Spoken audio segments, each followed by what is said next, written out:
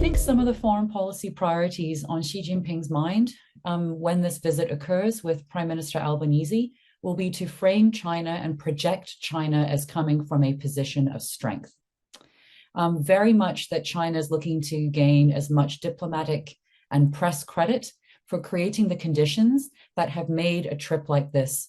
possible, and even more so, a trip like this likely to be seen as a great foreign policy success. Things like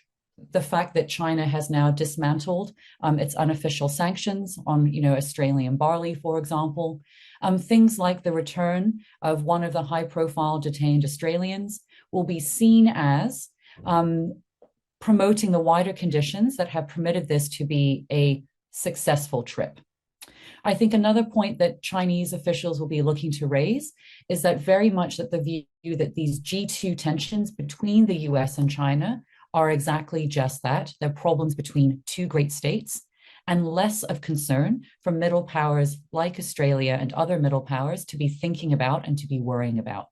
Reducing the need for these states to be talking about this, planning for this, organizing policy in regards to these G2 tensions, and hopefully reducing the space for these states to need to comment or maneuver on issues of their own backyard. So by this, I'd be referring to questions about AUKUS, questions about other economic disagreements, questions about the Ukraine war, questions about the ongoing crisis in Gaza, that these are strictly problems between great states, and that there's no need for smaller powers, middle powers like Australia to become involved. Again, emphasizing that there's a time and a place, and maybe Australia's space could be better directed to worrying about Australia's own domestic issues.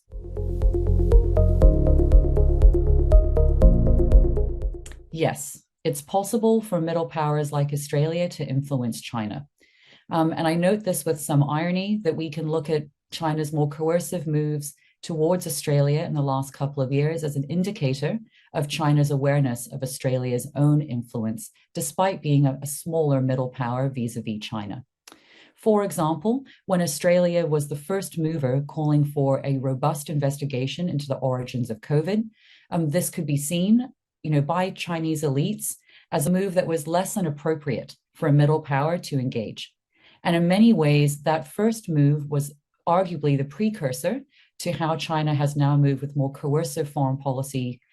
actions against Australia, whether it be unofficial sanctions on a range of Australian products, red meat, lobster, wine, barley, whether it be seen as the detention on rather vague charges of two Australian nationals. At the same time, smaller states,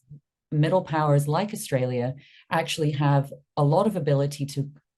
influence China, especially when they're organized along interests, values, and a real coalition can be built with other middle powers, just as we saw Australia did at the WTO on the questions of barley, when Australia made a point to launch its claims and also to make sure that it had built a strong coalition of states that were willing to back Australia's position. So I think in many ways, even the negative moves and the downturn in the relationship is a sign of middle power influence, and certainly a sign that Australia is taken seriously as a foreign policy actor by Beijing.